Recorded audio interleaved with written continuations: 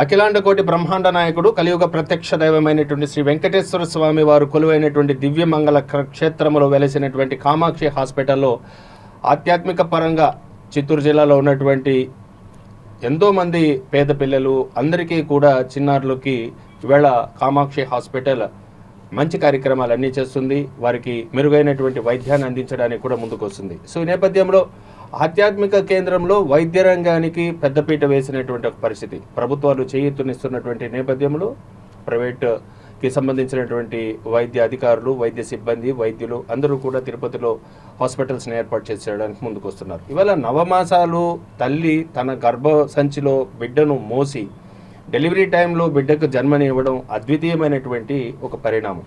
So భగవంతుడు ఇచ్చేటువంటి ఈ కృప వల్ల ప్రతి ఒక్కరూ కూడా తన్మయత్వంతో తల్లి అనేటి అమ్మ అనేటువంటి ఒక మాటను ఎప్పుడో పిలుస్తామా అనేటువంటి పిలిపించుకుంటామనేటువంటి ఒక అభిప్రాయంతో ఉంటారు. సో ఈ నేపథ్యంలో పురిటి బిడ్డలకు చాలా స్పెషలైజ్డ్గా ఉన్నటువంటి కామాక్షి హాస్పిటల్లో డాక్టర్ సతీష్ బాలా గారు ఎన్నో రకాలైనటువంటి వైద్య సేవలను అందిస్తున్నటువంటి పరిస్థితి మనం చూస్తున్నాం. సో ఈ నేపథ్యంలో ఇదే అంశాలు మనతో స్పెషల్గా డిస్కస్ చేయడానికి సతీష్ బిల్లా గారు కూడా మన స్టూడియోకి రావడం జరిగింది. వారిని అడిగి కూడా మరింత సమాచారం తెలుసుకునేటువంటి ఒక ప్రయత్నం చేస్తాను. నమస్కారం డాక్టర్ గారు. ఈవేళ కామాక్షి హాస్పిటల్ అధినేతగా మీరుంటూ సుప్రసిద్ధమైనటువంటి సూపర్ స్పెషాలిటీతో ఎన్నో వైద్య రంగాల్లో అత్యున్నతమైనటువంటి విద్యాబోధనలు నేర్చుకొని లండన్ నుంచి మీరు ఇక్కడికి రావడం జరిగింది. సో వెల్కమ్ మీకు కూడా. సో ఎలా మీ విద్యాభ్యాసం అక్కడ లండన్లో ఎంతకాలం పాటు అక్కడ ఉన్నారు? సో ఏమేమి స్పెషలైజేషన్స్ మీరు చేశారు అక్కడ? First of all good morning Murali గారు. థ్యాంక్ యూ ఫర్ ఇక్కడికి ఈరోజు విచ్చేసి మీ అందరితోనూ ఈ కార్యక్రమంలో పాల్గొంటా ఉన్నందుకు నాకు చాలా ఆనందంగా ఉంది. సో మీరు అన్నట్లుగా తిరుపతిలో చిన్నపిల్లలకు వైద్య సేవలు ఎప్పటి నుంచో ఉన్నాయి. చిన్నపిల్లల్లో పురిటి బిడ్డలు అనేది ఒక సూపర్ స్పెషాలిటీ సంబంధించినది. పురిటి బిడ్డల్లో నెల తక్కువ బిడ్డలు ఉంటారు, వాటితో పాటు బరువు తక్కువ బిడ్డలు ఉంటారు. పుట్టగానే బిడ్డలకు వచ్చే సమస్యలు, వాళ్ళల్లో ఇంటెన్సివ్ కేర్ అంటే వాళ్ళకు ఒక ఐసీయూ సదుపాయాలతో వెంటిలేటరు, సిప్యాప్ మొదలగు టెక్నికల్ ఎక్విప్మెంట్స్తో ట్రీట్మెంట్ అవసరం అవుతుంది.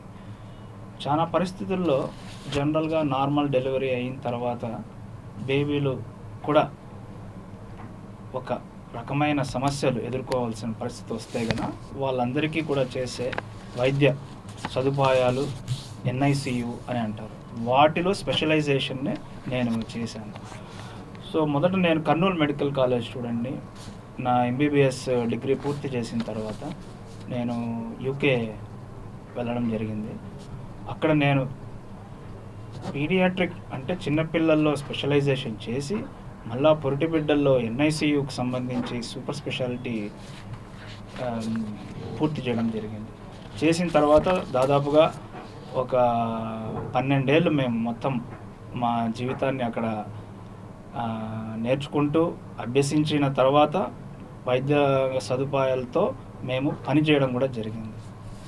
ఒక కన్సల్టెంట్ లెవెల్లో పని చేయడం కూడా జరిగింది. తర్వాత మేము ఇండియాకు వచ్చేసి ఒక 6-7 ఏళ్ళుగా ఈ పురిటి బిడ్డల్లో సమస్యలకు చాలా వరకు పరిష్కారాలను, వైద్య సేవలను చూపిస్తూ తిరుపతిలో మా సేవలు అందించడం జరిగింది.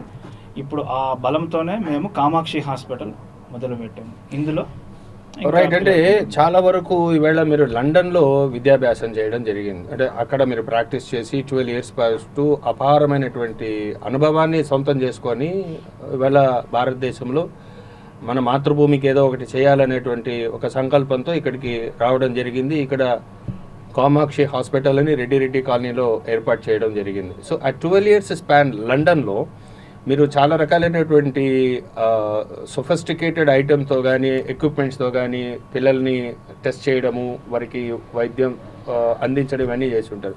సో ఆ 12 ఇయర్స్ గెయిన్ ఇక్కడ ఎంతవరకు దోహదపడుతుందంటే? ఇది చాలా ఉపయోగపడింది. ఫస్ట్ ఆఫ్ ఆల్ మేము ఇక్కడ స్టార్ట్ చేసేటప్పుడు తిరుపతిలో మేము ఆ లెవెల్లో ఇక్కడ పని చేయగలమా లేదా అని ఒక మైండ్లో ఒక చిన్న డౌట్ ఉండేది. కానీ ఇక్కడికి వచ్చిన తర్వాత మన దేశంలో మనకుండే సదుపాయాలను మనం కరెక్ట్గా వాటిని వినియోగించుకుంటే కనుక తప్పకుండా చేయగలమనే నమ్మకాన్ని మేము క్రియేట్ చేయగలిగాము. ఇప్పుడు తప్పకుండా మేము అన్ని బరువు తక్కువ బిడ్డలకి ప్లస్ ఇంటెన్సివ్ కేర్ని సదుపాయాల్లో బేసిక్ సదుపాయాలు అంటే మీరు అన్నట్టు హై టెక్నికల్గా స్ట్రాంగ్గా ఉండే ఎక్విప్మెంట్ లేకపోయినా మనము ఒక మంచి డాక్టరు ఒక మంచి టీంతో ఈ సదుపాయాలను వినియోగించుకుంటూ ట్రీట్మెంట్ ఇవ్వగలము అని నిరూపించడం జరిగిందండి. Right sir. ఇవాళ ఒక తల్లికి అంటే పెళ్ళైన తర్వాత వివాహం అయిన తర్వాత ఒక సంతానం కోసము చాలా రకాలుగా ప్రతి వివాహిత పరితపిస్తుంటుంది. పెళ్ళైన తర్వాత అమ్మ అన్నటువంటి మాధుర్యమైనటువంటి పిలుపు కోసం పరితపిస్తుంటుంది. కొంతమంది పిల్లలు పురిటిలోనే ప్రాణాలు కోల్పోవడము, లేదంటే ఉమ్మునూరి తాగడము, సో కొద్దిగా డేంజర్ సిచ్యువేషన్స్లోకి, క్రిటికల్ సిచ్యువేషన్స్లోకి వెళ్ళిపోతుంటారు. సో వాళ్ళ ప్రాణాలను కూడా కాపాడలేనటువంటి నిస్సహాయ స్థితిలో కొంత ఇప్పటికీ కొన్ని ప్రాంతాల్లో జరుగుతున్నాయి. సో అలాంటి పరిస్థితుల్లో మన హాస్పిటల్లో పురిటి బిడ్డలకు స్పెషల్గా మన దగ్గర ఏమైనా ట్రీట్మెంట్స్ ఏమైనా ఉన్నాయా అంటే వాళ్ళ సహాయం చేయడానికి? అలాంటి తల్లులకి మీరు ఇచ్చేటువంటి శుభవార్త.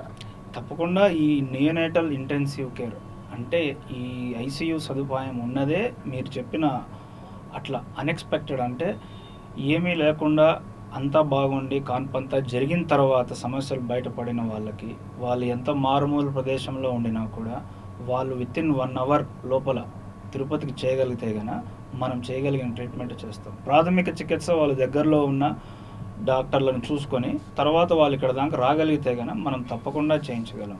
రెండవది ఏంటంటే హై రిస్క్ ప్రెగ్నెన్సీ కేర్ అంటారు. అంటే ఆల్రెడీ తల్లికి ఏయో ఒక 2 సమస్యలు ఉండొచ్చు, ఆరోగ్య సమస్యలు, లేకపోతే కనుక ఆ కాన్పు నార్మల్గా జరగడానికి ఏదైనా ఇబ్బందులు ఉండవచ్చును. అటువంటి సమస్యలు ఉన్నప్పుడు కూడా వాళ్ళకు హై రిస్క్ ప్రెగ్నెన్సీ కేర్ అని అంటారు.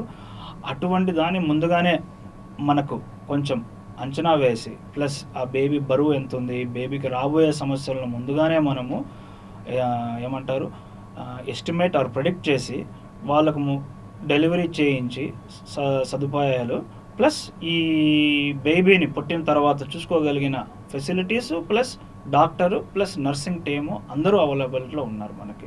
సో డెఫినెట్గా మన ఈ కామాక్షి హాస్పిటల్లో ఎంతమంది సిబ్బంది మన దగ్గర ఉన్నారు? ఇవాళ NICU చాలా క్రిటికల్ కేర్ యూనిట్లోకి సంబంధించి ఒక team of doctors round the clock 24/4 ఉంటారా? అక్కడ ఎలా ఉంటుంది సార్ మన కామాక్షి హాస్పిటల్ రెడ్డి కాలనీలో మనం ఏర్పాటు చేసిన హాస్పిటల్లో ఏ విధంగా ఉంటుంది? చూడండి, తప్పకుండా నేను నా ఆధ్వర్యంలోనే మెజారిటీగా మెడికల్ ట్రీట్మెంట్ అంతా జరుగుతూ ఉంటుంది.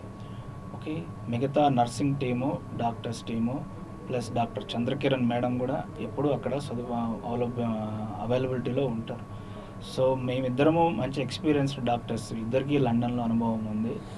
వాళ్ళకి పేషెంట్కి ఆల్ ద రౌండ్ క్లాక్ అంటారు కదా, ఆ వైద్య సదుపాయాలు అందించడానికి ఫెసిలిటీ టీము ఉన్నదండి. రైట్. అంటే ఈ NSIU అంటే న్యూనాటల్ ఇంటెన్సివ్ కేర్ యూనిట్కి సంబంధించి ఇంతకుముందు మనం డిస్కస్ చేసుకున్నట్టుగా పురిటి బిడ్డలు కొంతమంది ఇబ్బందులు పడుతూ ఉంటారు కాన్పులో, అంటే సరిగ్గా వాళ్ళకి ప్రాబ్లమ్స్గా ఉండేటువంటి ఎన్ని అవర్స్ లోపల మీ దగ్గర కాంటాక్ట్లోకి రావాల్సి వస్తుంది? అంటే కొన్ని హాస్పిటల్స్లో ఉంటాయి మేమేం చేయలేమండి అని అంటారు, లేదు ఉమ్మునీరు తాగేసిందంటే బేబీ క్రిటికల్గా ఉంది కండిషన్ అని అంటారు, మళ్ళా మూత్రాన్ని పిల్లలు తీసేసుకోవడం ఇవన్నీ కూడా జరుగుతూ ఉంటాయి కొన్ని గర్భసంచిలో ఉన్న సమయంలోనే. సో ఇలాంటి పరిస్థితుల్లో ఈ రికగ్నైజేషను మీరు మా ప్రేక్షకుల ద్వారా సిటీ కేబుల్ వ్యూవర్స్ ఏదైతే చూస్తుంటారో అలాంటి తల్లులకు ముందుగానే గర్భంలో ఉండేటప్పుడే ఎవ్రీ ఊంబ్డ్ ఉమెన్ షుడ్ నో, అంటే ప్రతి గర్భం దాల్చేటువంటి స్త్రీకి మీరు ఇచ్చేటువంటి సలహా చాలా విలువైనది. సో వాళ్ళు ఎలాంటి కేర్ తీసుకోవాలా, ఎలా ముందు చూపుతూ ఉండాలా, డెలివరీకి వెళ్తున్నాం కదా మనము, అక్కడ మనం ఎలాంటి కండిషన్స్లో మనం ఉండాలా, దగ్గర ఏదేది ఉండాలనేది చూసుకోవాల్సినటువంటి కనీస బాధ్యత గర్భవతులకు కూడా ఉంటాయి, తెలుసుకోవాల్సినటువంటి అవసరం. మీ సమాధానం? వెరీ గుడ్ అండి, మంచి పాయింట్ రేజ్ చేశారు. నా దృష్టిలో గర్భిణీ స్త్రీలందరూ ఫస్ట్ ఆఫ్ ఆల్ ఆ పీరియడ్ని, అంటే వాళ్ళు కాన్పు కాకముందు వాళ్ళు గర్భిణీ అయినప్పటి నుంచి ఆ యాంటీనేటల్ పీరియడ్ని ఫస్ట్ ఆఫ్ ఆల్ వాళ్ళు ఆనందంగా ఆస్వాదించడం నేర్చుకోవాలి. చాలా వరకు అది ఏదో పెద్ద సమస్యగా స్టార్ట్ అయినట్టుగా చూస్తూ ఉంటారు. First of all happiness is more important. వాళ్ళకు ఆటోమేటిక్గా అన్నీ నార్మల్గా జరుగుతాయనే పాజిటివ్ థింకింగ్ ఉండాలి. ఆబ్వియస్గా ఏదన్నా వాళ్ళకు ఆరోగ్య సమస్యలు ఉంటే గన వాళ్ళ గైనకాలజిస్ట్ వాళ్ళకు నమ్మకం ఉన్న గైనకాలజిస్ట్ని సంప్రదించి వాళ్ళ ఆధ్వర్యంలో వాళ్ళ అడ్వైస్తో ప్రకారం స్కానింగ్ చేయించుకోవడం, టెస్టులు చేయించుకోవడం చూసుకోవాలి. వాటిల్లో ఏదన్నా బయటపడడం కానీ జరిగిందంటే తప్పకుండా అటువంటి సిచ్యువేషన్లో మాలాంటి స్పెషలిస్టులతో ముందుగానే సంప్రదిస్తే గన ఫర్ ఎగ్జాంపుల్ ఇప్పుడు స్కాన్లో ఏదన్నా బయటపడింది అనుకోండి, దాని పరిష్కారం ఉందా, ఒకవేళ బిడ్డ పుడితే ఎలా ఉంటుంది, ఎటువంటి చికిత్స అవసరం అవుతుంది, ఇవన్నీ కూడా ఎస్టిమేట్ చేసి చెప్పగలం ముందుగానే. సో దాన్ని బట్టి వాళ్ళు ఎక్కడ కాన్పు చేసుకోవాలనేది కూడా నిర్ణయం తీసుకోవచ్చు. వాళ్ళకు లక్షణాలు అంటూ ఏమీ ఉండవు, ఎందుకంటే అది నార్మల్గా జరగాల్సినది. దేవుని దయ వలన ఇప్పటికీ తల్లి బిడ్డలకు ఏం జరిగినా కూడా న్యాచురల్గా అన్నీ జరిగితే కనుక అంతకంటే మించిన అదృష్టము ప్లస్ ఆనందము ఇంకొకటి ఉండదు. సో ఇటువంటి సిచ్యువేషన్లో వాళ్ళు ఒకవేళ అన్ఎక్స్పెక్టెడ్గా ప్రాబ్లం అంటే వాళ్ళు ఊహించిన విధంగా అంతా నార్మల్గా ఉండి డెలివరీ టైం కరెక్ట్గా కొన్ని సమస్యలు ఎదురయ్యి సిజేరియన్ అవ్వడము, లేకపోతే కనుక ఏదన్నా కాంప్లికేషన్ అవ్వడం వలన బిడ్డకు సమస్యగా ఉంది అని అనుకోండి, అది ఏదైనా కానీ, ఎందుకంటే ఒక్కొక్కటి ఒక విధంగా ఉంటుంది కాబట్టి దానికి స్టిపులేటెడ్ టైం అంటూ ఏమీ ఉండదు. ఎంత వీలైనంత త్వరగా ఇటువంటి సదుపాయాలు NICU సదుపాయాలు ఉన్న ప్రదేశానికి వాళ్ళు రాగలిగితే వాళ్ళకు అంత ట్రీట్మెంట్ ఇచ్చేదానికి సక్సెస్ అవ్వడానికి అవకాశం బాగా ఉంటుంది. కొన్నిసార్లు మాకు లేట్గా వచ్చిన సిచ్యువేషన్ కూడా ఉంది, అంటే 2 రోజులు 3 రోజుల తర్వాత వచ్చినారు, అయినా కూడా మా ప్రయత్నం చేసి డెఫినెట్గా వాళ్ళకు చికిత్స సక్సెస్ఫుల్గా అవడానికి మేము ప్రయత్నం చేస్తాం. రైట్. అంటే ఇప్పుడు నెలలు తక్కువ అలాగే బరువు తక్కువ బిడ్డలు కూడా కాన్పులో చూస్తుంటాం. అంటే కొంతమంది బిలో వెయిట్ 100 గ్రామ్స్ లెక్కనే ఉంటారు, 400-500 గ్రామ్స్లోనే ఉంటున్నటువంటి పరిస్థితులు కూడా మనం చూస్తాం. అంటే పౌష్టిక ఆహారాలు తీసుకోకపోవడం ఒక కారణం కావచ్చు, లేదంటే వంశపారంపర్యంగా వస్తున్నటువంటి జెనెటికల్ డిజార్డర్స్ వల్ల కావచ్చు. సో నెలలు తక్కువ అలాగే బరువు తక్కువ వచ్చేటువంటి సమస్యలే. నెలలు పూర్తి కాకుండా అది ఫర్ ఎగ్జాంపుల్ 9 నెలలు నిండాలి కంపల్సరీగా. 9 నెలలు నిండకుండా ఎన్ని రోజులు తక్కువైనా 7వ నెల నుంచి 9వ నెల వరకు ప్రతిరోజు ఇంపార్టెంటే అవుతుందండి వాళ్ళకి. అంటే బిడ్డ కొంచెం కొంచెం పెరగడానికి తగిన సమయం తల్లి కడుపులో గర్భసంచిలోనే వాళ్ళకు అవకాశం ఎక్కువగా ఉంటుంది. కానీ ఎలాగైనా సరే వాళ్ళకు ఏదో ఒక సమస్య ఏర్పడి నెలలు నిండకుండానే బిడ్డ పుట్టినప్పుడు వాళ్ళు బరువు తక్కువగా ఉంటారు, వాళ్ళకి పూర్తిగా అంటే వాళ్ళ ఎదుగుదల పూర్తి అయ్యిండదు. కాబట్టి ఇటువంటి దాన్నే ప్రిమెచ్యూర్ బర్త్ అని అంటారు. ప్రిమెచ్యూర్ బర్త్ మన దేశవాళీ మన నెంబర్లు చూస్తే గన అంకెల ప్రకారం చూస్తే గన ప్రిమెచ్యూర్ డెలివరీస్ ఇన్ఫర్టిలిటీ ట్రీట్మెంట్ పెరుగుతూ వచ్చింది, ప్లస్ ప్రిమెచ్యూర్ బర్త్లు కూడా పెరుగుతూ వచ్చాయి. ముందు 1 దశాబ్దం క్రితం ప్రిమెచ్యూర్ బర్త్ అంటే చేతులు ఎత్తేసేవారు, ఇప్పుడు అటువంటి పరిస్థితి ఏమీ లేదు. మనం కంపల్సరీగా ఈ NICU సదుపాయాలతో ఇట్లా ప్రిమెచ్యూర్గా పుట్టిన బిడ్డలకు ట్రీట్మెంట్ అందించి వాళ్ళకు సక్సెస్ఫుల్గా వాళ్ళు ఆరోగ్యవంతంగా రికవర్ అయ్యి స్కూల్ కూడా నార్మల్గా వెళ్ళగలిగే పరిస్థితిని మనం చేయొచ్చు. మీరు అన్నట్టు 400-500 గ్రాములు మరీ చాలా కష్టమైన బరువులు అవి, ఎందుకంటే వాళ్ళు ఆ బరువు నుంచి చికిత్స చేసుకుంటూ బయటికి రావడానికి కొన్నిసార్లు 2 నెలలు కూడా హాస్పిటల్లో ఉండాల్సి వస్తుంది. అంటే తల్లి గర్భంలో ఉండాల్సిన సమయాన్ని వాళ్ళు బయట ICUలో స్పెండ్ చేయాల్సి వస్తుంది, అంటే ఉండాల్సి వస్తుంది. ఇదంతా కూడా ఒక జర్నీ లాగా ఉంటుంది అన్నమాట. తల్లిదండ్రులకు ఒకరోజు బాగుంటుంది, ఒకరోజు బాగుండదు, ఇట్లా ఒక్కో రోజు ఒకలాగా జరిగిపోతూ ఉంటుంది. మేము అందుకోసమే వాళ్ళకు కౌన్సిలింగ్ అనేది బాగా ప్రొవైడ్ చేస్తాం, వాళ్ళకు అవగాహన ప్రతిరోజు కల్పిస్తాం. సో దట్ అంటే వాళ్ళకు ఆలోచన ఇలా ఉంటుంది అని అదేమంటారు అర్థం చేసుకోవడానికే కాస్త టైం పడుతుంది. మీరు అన్నట్టు బరువు తక్కువ, చాలా బరువు తక్కువ. ఇప్పుడు ఫర్ ఎగ్జాంపుల్ 2.5 కేజీల కంటే తక్కువ ఉంటే లో బర్త్ వెయిట్ అంటారు, 1.5 కేజీ కంటే తక్కువ ఉంటే వెరీ లో బర్త్ వెయిట్ అంటారు, 1 కేజీ కంటే తక్కువ ఉంటే ఎక్స్ట్రీమ్ లో బర్త్ వెయిట్. ఈ ఎక్స్ట్రీమ్ లో బర్త్ వెయిట్ అనేది 1 కేజీ కంటే తక్కువ ఉన్న గ్రూప్ని ట్రీట్ చేయడం అనేది చాలా సమస్యలతో కూడిన పని. కానీ మనం సక్సెస్ఫుల్గా చేసి ఉన్నాం. కొంతమంది ఏంటంటే మన కామాక్షి హాస్పిటల్ రెడ్డి కాలనీలో మనం ఎస్టాబ్లిష్ చేసిన తర్వాత నెలలు తక్కువ పిల్లలు కానీ లేదా బరువు తక్కువ పిల్లలు కానీ మన దగ్గర ఎవరైనా వచ్చి అడ్మిట్ అయ్యారా? ఎలా అడ్మిట్ అయింది? మీరు ఏదో ఛాలెంజింగ్గా తీసుకొని ఆ తల్లి సంతోషంగా బిడ్డ నుంచి పంపించిన సందర్భాలు ఉన్నాయి. ఎక్స్పీరియన్స్ ఏమైనా షేర్ చేయగలరా? చాలా ఉన్నాయండి. మాకు ఆల్మోస్ట్ ఆల్ పేరెంట్స్ అంటే తల్లిదండ్రులు ఇచ్చిన రివ్యూసే మాకు పాజిటివ్ ఫీడ్బ్యాక్ మాకు చెప్పాలని అంటే ఆల్మోస్ట్ ఆల్ చుట్టుపక్కల గ్రామాలే కాదు, తిరుపతి నగరంలో కూడా ఉండి ఇట్లా బరువు తక్కువ బిడ్డల్లో మేము 780 గ్రాముల నుంచి వాళ్ళు సక్సెస్ఫుల్గా ఇప్పుడు స్కూల్కి వెళ్తున్నారు కూడా. అంటే 5 ఏళ్ళు కూడా అయిపోయింది వాళ్ళకు ట్రీట్మెంట్ జరిగి కూడా వాళ్ళు స్కూల్కి వెళ్ళి హ్యాపీగా ఉన్నారు. ఇప్పటికీ వాళ్ళు వస్తూ ఉన్నప్పుడు మా క్లినిక్లకి మాకు ఎంతో ఆనందంగా ఉంటుంది.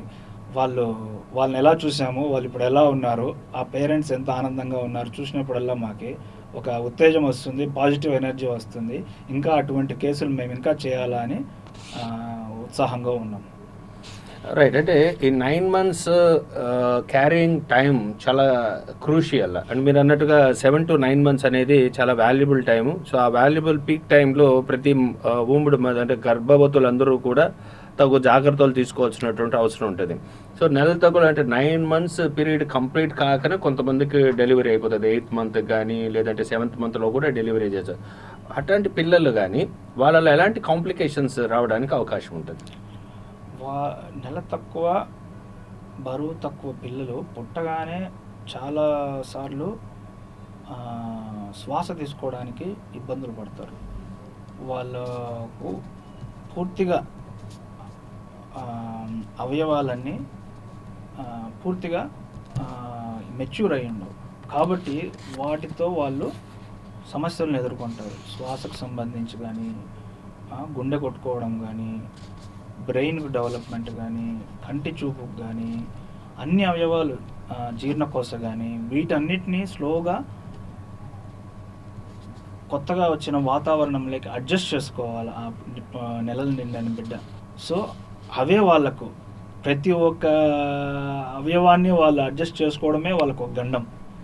ఓకే, కొన్నిసార్లు మనం అంటూ ఉంటాం, సార్ బాగా ఏడ్చినాడు సార్, బిడ్డ బాగున్నాడు సార్ అని. కానీ అది ఆ 2 క్షణాలు మాత్రమే, ఒక 5 నిమిషాలు 10 నిమిషాలు మాత్రమే.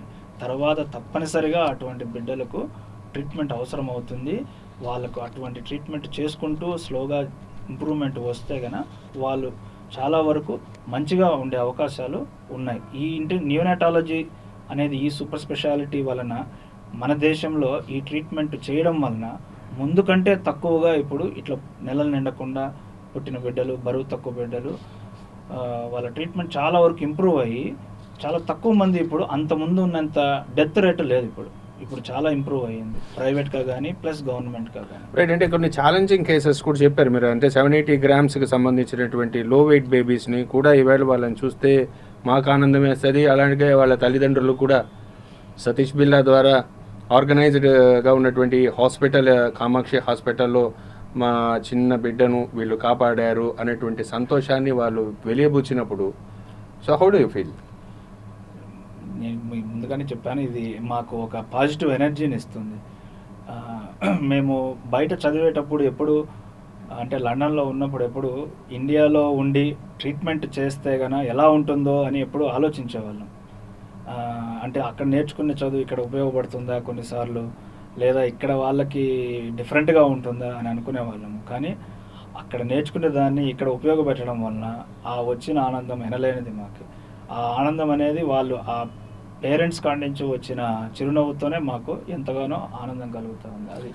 అది 12 years వాల్యుబుల్ ఎక్స్పీరియన్స్ని మీరు అక్కడ గెయిన్ చేసుకొని చాలా స్పెషలైజేషన్స్ అంతా కూడా చేసి మీరు అక్కడ, సో ఈవేళ తిరుపతి గడ్డపై మీరు కామాక్షి హాస్పిటల్ రెడ్డి కాలనీలో ఏర్పాటు చేయడం జరిగింది.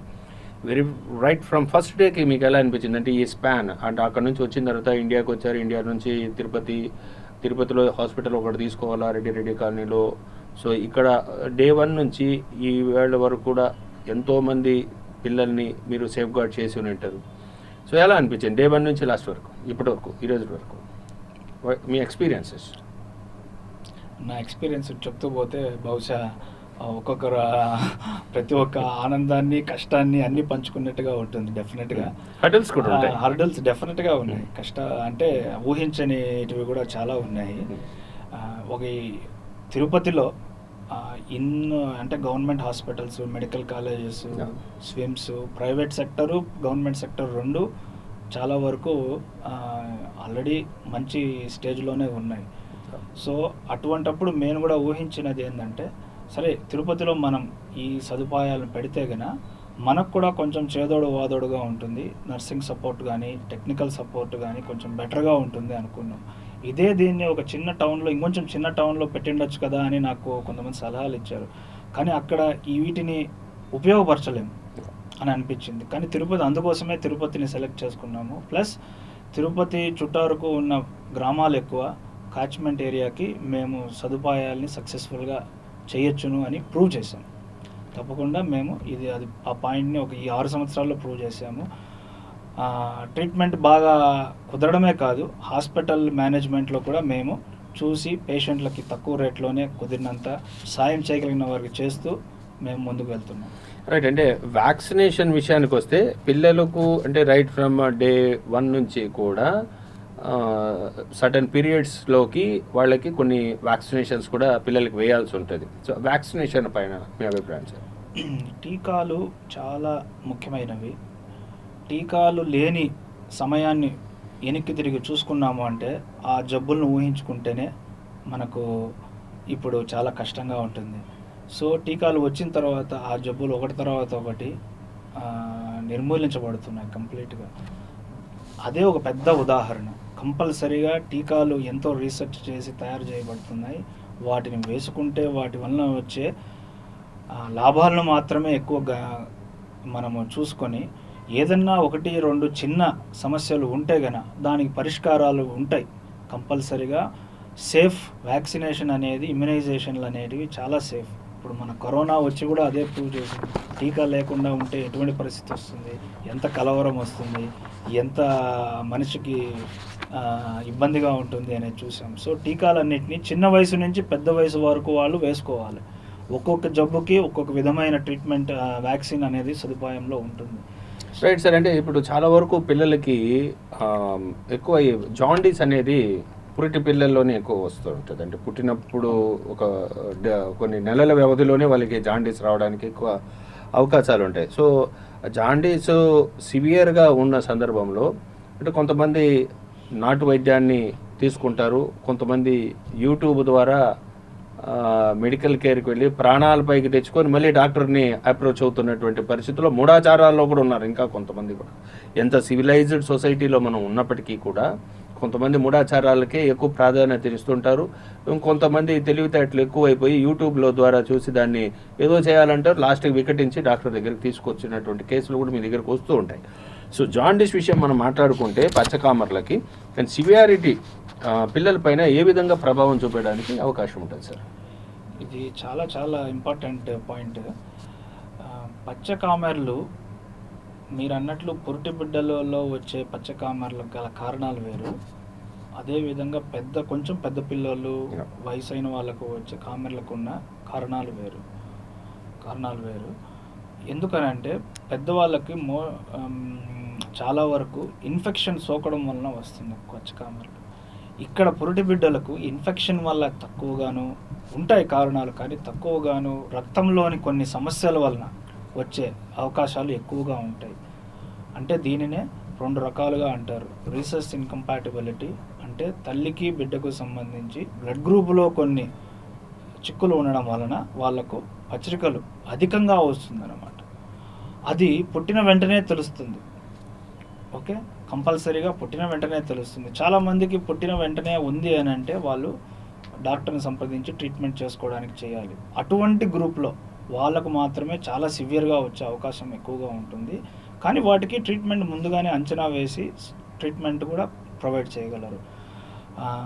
మీరన్నట్లు కొందరికి మాత్రమే సివియర్గా వస్తుంది, మళ్ళీ వారికి ట్రీట్మెంట్ చేసుకున్నాక ఫ్యూచర్లో ఎలా ఉంటుంది అని అంటే కనుక చాలా వరకు 99% ట్రీట్మెంట్ జరిగిన తర్వాత వాళ్ళకు బాగా అవకాశాలు ఉంటాయి.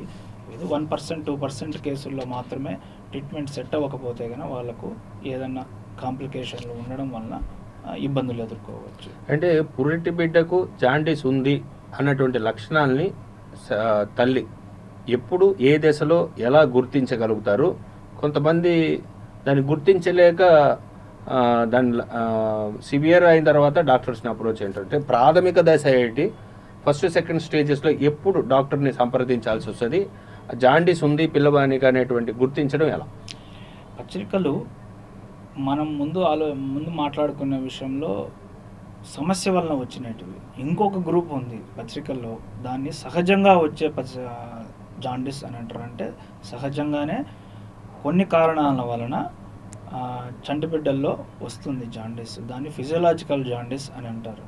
ఈ ఫిజియలాజికల్ జాండీస్ అనేది 3వ రోజు తర్వాత బిడ్డల్లో కనిపించే అవకాశం ఉంటుంది. అప్పుడే మనకు కొంచెము పసుపు రంగులో కానీ కళ్ళు మారినాయని, అంటే తెల్లగుడ్డు కొంచెం పసుపు రంగులో మారింది, లేదా చర్మం పైన కొంచెం కలరు పత్రికలుగా ఉన్నది అనేది గమనించదగినది. అది ఒకటే ఉంటుంది జనరల్గా, మిగతా ఎంత బిడ్డ నార్మల్గానే కనిపిస్తారనమాట. అందుకోసం అది బాగా కొంచెం ఎక్స్పీరియన్స్ ఉండి 2-3 చూసిన వాళ్ళను అయితే కనుక దాన్ని కనుక్కోగలగలరు.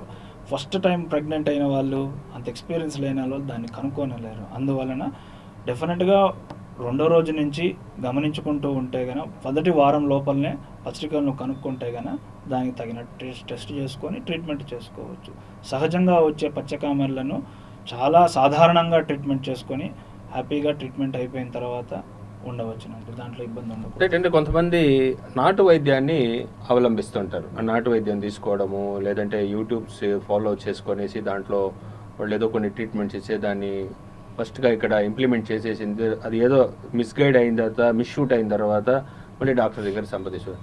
నాటు వైద్యం జాండీస్కి, పురిటి బిడ్డలకు, పిల్లలకు ఎంతవరకు అది నష్టదాయకం అంటారు? ఇప్పుడు మేము మెడిసిన్ చదువుకున్నాం కాబట్టి మేము అల్లోపతిక్ డాక్టర్స్, మాకు చదువుకున్న ఎక్స్పీరియన్స్తో మేము చేయగలిగిన ట్రీట్మెంట్ గురించి ఎక్కువ మాట్లాడుతూ ఉంటాము. కానీ నాటు మందులు అన్నవి దానికి ఏమీ రీసెర్చ్ ఏమీ ఉండదు. ప్లస్ అది కొంతమంది మాత్రమే వాళ్ళ వాళ్ళ అభిప్రాయాలతో చేసే ట్రీట్మెంట్ కాబట్టి చాలా వరకు నాటు మందులు వాడడం వలన ఏదో ఒక రకమైన ఇబ్బందులు ఎదుర్కోవాల్సి వస్తుంది. మాకు తెలిసి నాటు మందులు అంటూ పని చేయవు ఈ పత్రికలకి. సో దాని జోలికి వెళ్లకుండా ఉంటే మంచిది. మనకు తెలిసి సక్సెస్ఫుల్గా ఎంతోమంది బేబీలను మేము ఈ 12 ఏళ్ళే కాదు 20 ఏళ్ళ మెడికల్ ఎక్స్పీరియన్స్లో ఎంతోమంది బిడ్డలను ట్రీట్ చేసి వాళ్ళ సక్సెస్ఫుల్ రేట్లు చూడాలి మనం. సో దాన్ని చూసి ఆ ట్రీట్మెంట్లను పాటిస్తే కనుక డెఫినెట్గా అందరికీ మంచిదే. సో నాటు మందులు కొంచెం దూరంగా ఉండడం మంచిది. రైట్. ఇవాళ మాన్సూన్స్ అనేది కూడా వస్తున్నటువంటి వచ్చి నైరుతి ఋతుపవనాలు రాకతో విరివిగా వర్షాలు పడేటువంటి అవకాశాలు ఉన్నాయనేసి వాతావరణ శాఖ కూడా చెప్తున్నటువంటి పరిస్థితి.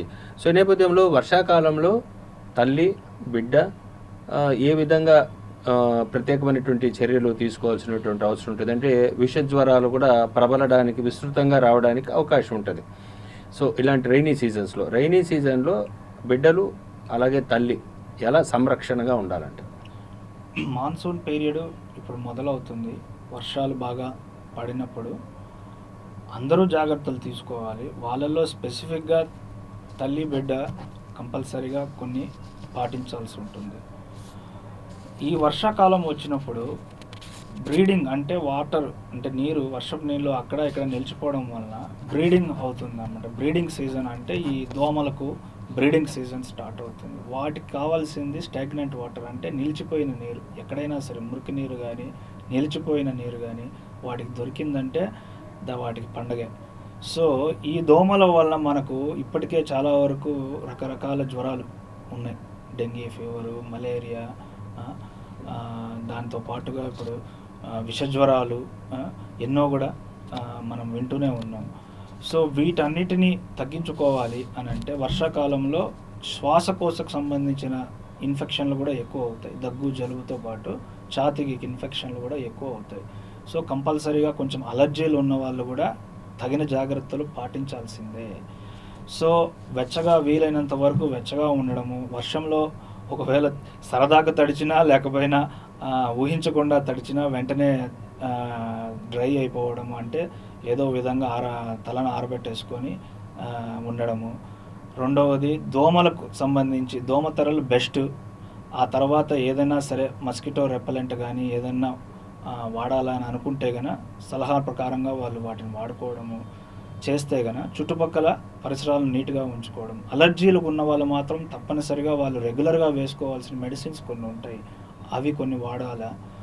అలా విధంగా ఆస్తమా అనేది కూడా ఎక్కువ అవుతుంది ఈ వర్షాలు పడ్డప్పుడు. కాబట్టి ఆల్రెడీ ఆస్తమా ప్రాబ్లం ఉంది అని తెలిసిన వాళ్ళు దానికి సంబంధించిన ట్రీట్మెంట్ని కొనసాగిస్తూ మళ్ళా పర్టికులర్గా ఈ వర్షం జోలికి పోకుండా వర్షానికి ఒకవేళ తడిసినా దానికి తగినట్లుగా దూరంగా ఉండడానికి తీసుకోవాల్సిన జాగ్రత్తలన్నీ తీసుకోవాలి.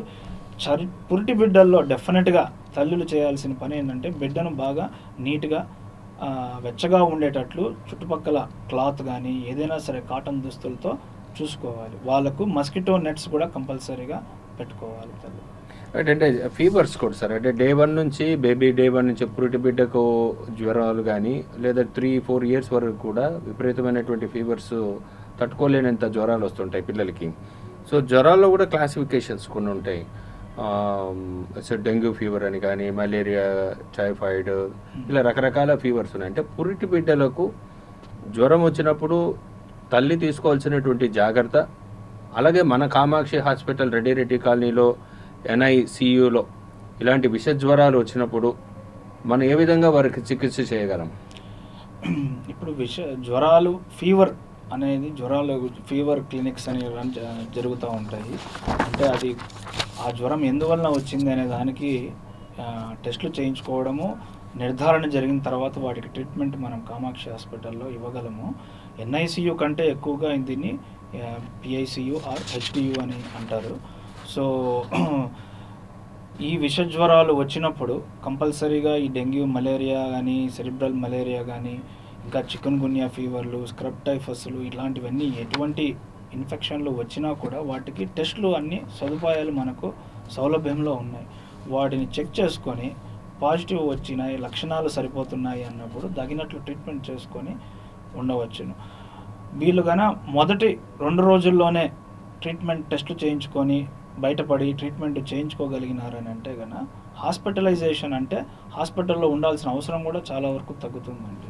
ఎక్కువ రోజులు హాస్పిటల్లో ఉండాల్సినంత అవసరం కూడా ఉండదు. రైట్. అంటే పిల్లల్లో ముఖ్యంగా ఇమ్యూనిటీ లెవెల్స్ అనేది బూస్టప్ అవుతూ ఉండాలి నిరంతరం. ఎప్పుడైతే ఇమ్యూనిటీ లెవెల్స్ తగ్గుతుందో రకరకాలైనటువంటి డిసీజెస్ లోపలికి ఎంటర్ అవ్వడానికి పాసిబిలిటీస్ ఉంటాయి. సో ఇమ్యూనిటీ లెవెల్స్ పిల్లల్లో ఎంతవరకు ఉండాలి, దాన్ని తిరిగి రీబూస్ట్ చేసుకోవాలంటే తల్లులు ఎలాంటి జాగ్రత్తలు తీసుకోవాలా? మన కామాక్షి హాస్పిటల్స్లో పిల్లల రీబూస్టింగ్ కోసం ఎలాంటి వైద్య చికిత్సను మీరు అందిస్తారు? ఇమ్యూనిటీ అంటే రోగనిరోధక శక్తి దానికి ఉన్న విలువ మనకు కరోనా టైంలో చాలా వరకు అర్థమైంది.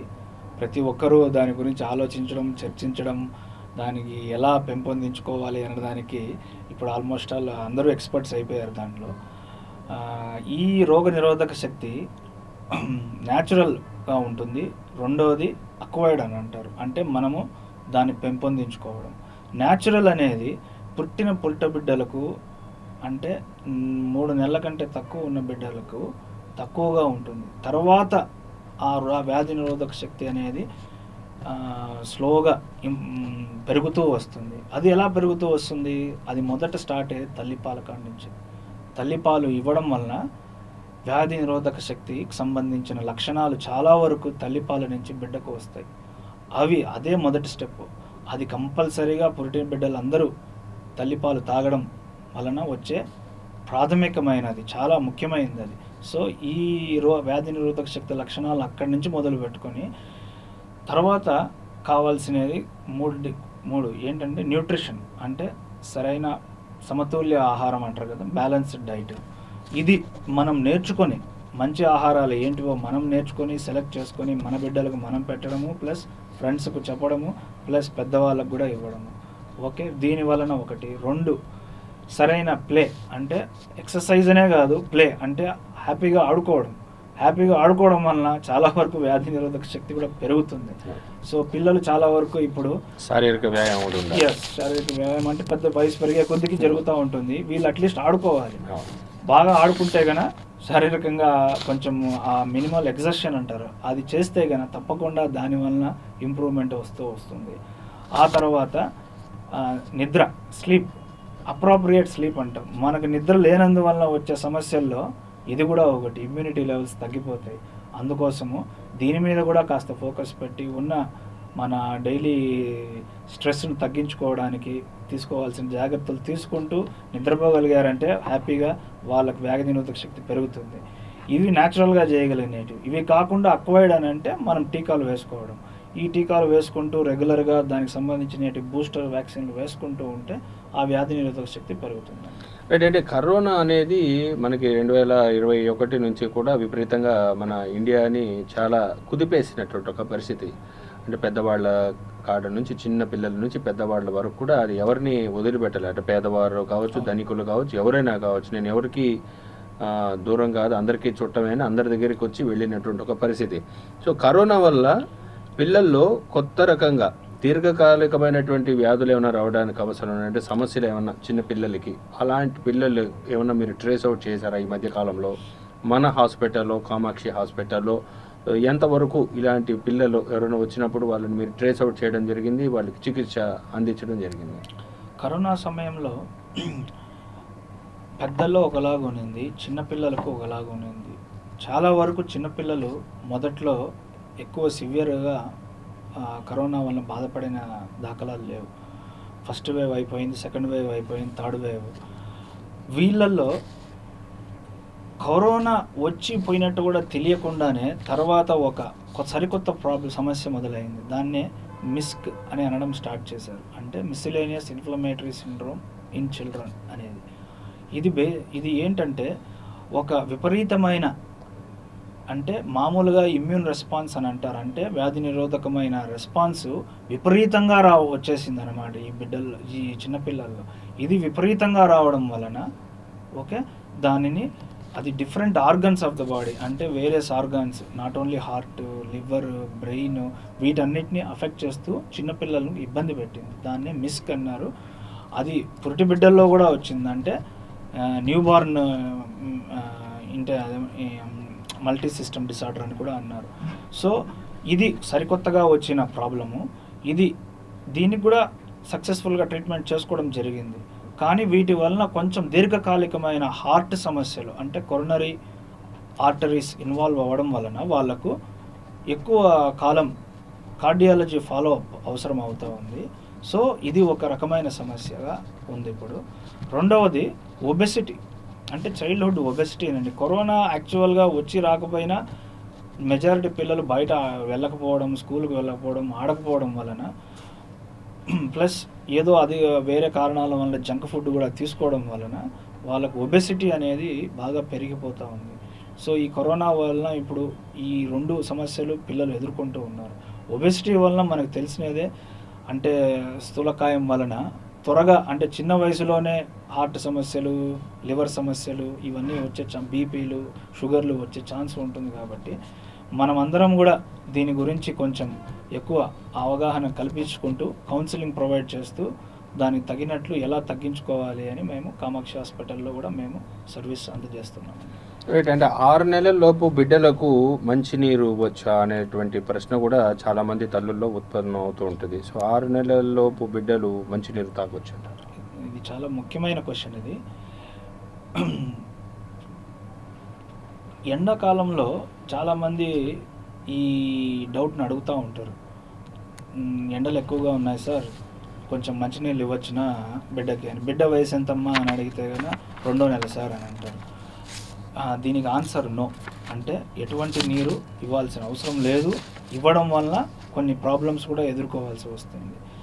నీరు తల్లిపాలే అన్నిటికీ వాళ్ళకు మార్గం. సో తల్లిపాలు తాగుతూ ఉంటే వాళ్ళకు నీళ్ళు సపరేట్గా తీసుకోవాల్సిన అవసరం లేదు. ఎందుకంటే అందులోనే నీరు శాతం ఉంటుంది. ఆ నీరు శాతమే వాళ్ళ బాడీ ఫంక్షన్స్, అంటే వాళ్ళు హ్యాపీగా ఉండడానికి, వాళ్ళ ఇమ్యూనిటీ లెవెల్స్ బాగా ఉండడానికి సరిపోతుంది. నీరు ఇవ్వడం వల్ల వాళ్ళ పొట్ట నింపచ్చేమో కానీ పౌష్టికంగా ఉండదు. కాబట్టి ఎండాకాలమైనా చలికాలమైనా ఎటువంటి సమయాల్లోనైనా 6 నెలలలోపు బిడ్డలకు నీరు ఇవ్వద్దండి. తల్లిపాలే ముఖ్యము, తల్లిపాలే శ్రేయస్కరం. రైట్. అంటే ఫైనల్గా మనం డిస్కషన్ క్లోజ్ చేసే లోపల కామాక్షి హాస్పిటల్లో సో ఇలా క్రిటికల్ కేర్ యూనిట్ అనేది ఒకటి పెట్టారు. సో ఎంతవరకు అది స్పెషలైజ్డ్ ఐటమ్స్ మన దగ్గర, ఎంతమంది, ఎలాంటి ఎక్విప్మెంట్స్ ఉన్నాయి, ఆ క్రిటికల్ కేర్లో ఎలాంటి జాగ్రత్తలు ఎలాంటి చంటి బిడ్డలు కానీ లేదంటే పురిటి బిడ్డలు కానీ ఎవరు మన దగ్గరకు వచ్చి ట్రీట్మెంట్ తీసుకోవాలంటారు? ఎలా? మా దగ్గర పుట్టిన బిడ్డల నుంచి 16-17 సంవత్సరాల వయసు ఉండే వాళ్ళ వరకు ఆరోగ్య సమస్యలు ఎటువంటివి వచ్చినా కూడా ట్రీట్మెంట్ చేయగలిగిన మెడికల్ టీము సదుపాయాలు మన కామాక్షి హాస్పిటల్లో ఉన్నాయి. వాళ్ళకి ఇన్ఫెక్షన్లే కాదు, ఎటువంటి సమస్యలు వచ్చినా కూడా వాటిని చూసి అవగాహన కల్పించి వాళ్ళకి ట్రీట్మెంట్ చేయించగల ఫెసిలిటీస్ మనకు కామాక్షి హాస్పిటల్లో ఉన్నాయి.